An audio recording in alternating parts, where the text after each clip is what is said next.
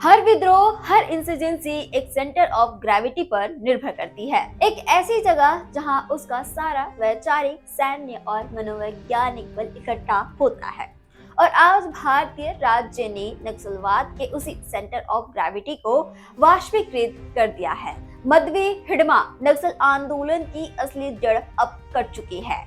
यह सिर्फ एक एनकाउंटर नहीं था, ये भारत की आंतरिक सुरक्षा नीति में आए एक मौलिक बदलाव का चरम है। इस तरह सामने आती है राज्य की शक्ति। हिडमा सिर्फ एक एनकाउंटर नहीं था, वो विचारधारा, आतंक और गुरिल्ला युद्ध कला का जीवित संयोग था। सीपीआई की सेंटर कमेटी का सबसे कम उम्र का सदस्य, PLGA बटालियन नंबर 1, नक्सलियों की स्पेशल फोर्स उसका निजी कमांड।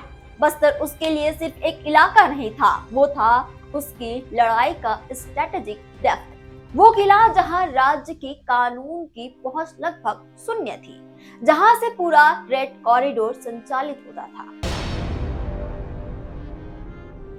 उसका करियर था राज्य की मनोवैज्ञानिक कमजोरियों पर हमला करने का कॉपी बुक एग्जाम्पल। उसका रैप शीट नहीं, यह देश की राष्ट्रीय त्रासदियों की सूची है।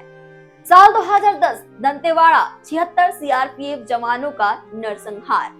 साल 2013 झीरम घाटी छत्तीसगढ़ कांग्रेस नेतृत्व का लगभग सफाया। 2017 सुकमा 27 सीआरपीएफ के वीर शहीद। 2021 बीजापुर 22 जवानों की घात लगाकर हत्या। ये हमले सिर्फ हिंसा नहीं थे, ये थे रणनीतिक संदेश। राज्य को डर के जरिए डिफेंस मोड में धकेलने की कोशिश। हिडमा छत्रपति शिवाजी महाराज की गनीमी काया रणनीति का छाया शिष्य था। छोटे दस्ते, तेज मूवमेंट और परफेक्ट एम्बुश और लैंडमाइंस आईडीज का क्रूर इस्तेमाल। लेकिन ये कहानी यहीं खत्म नहीं होती, क्योंकि इस ऑपरेशन में सिर्फ हिडमा नहीं बल्कि उसका सबसे घातक हथियार भी खत्म हुआ है।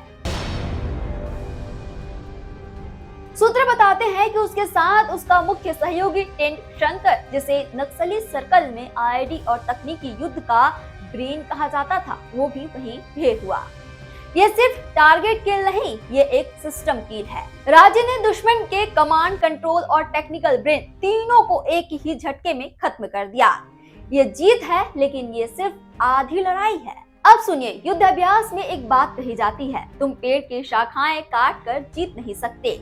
सच्ची जीत तब मिलती है जब जड़ को भी जहर दे दिया जाए।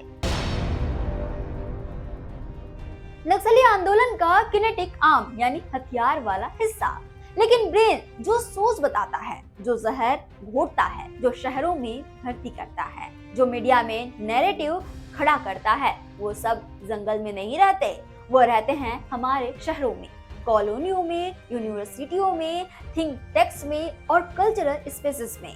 यही है अर्बन नक्सल इकोसिस्टम और असली निर्णायक लड़ाई अभी वहीं बाकी है। जंगल का आतंक अभी टूटा है, अब बारी है शहर के उस वैचारिक इकोसिस्टम की, जहां से फंडिंग आती है, भर्ती होती है, नैरेटिव बनते हैं और आतंकियों को आइडियोलॉजिकल ऑक्सीजन मिलता है। जब तक ये जड़ जिंदा है, जंगल में कभी ना कभी कोई हिडमा तैयार हो जाएगा। इसलिए अगर इस बार सच्ची जीत चाहिए तो धरती को सॉल्ट द अर्थ की तरह नींव तक विष देना होगा, ताकि ये विचार फिर कभी उग न सके। यह ऑपरेशन भारत की नई सुरक्षा नीति का उद्घोष है। यह सामान्य ऑपरेशन नहीं था, यह संकेत है कि भारत अब रिएक्टिव स्टेट नहीं है, ये प्रोएक्टिव डॉक्ट्रिन है, जहां राज्य पहल करता है, जहां राज्य हमला तय करता है, जहां राज्य दुश्मन को उसके घर में मारता है। हिडमा मारा नहीं गया, वाष्पीकृत किया गया।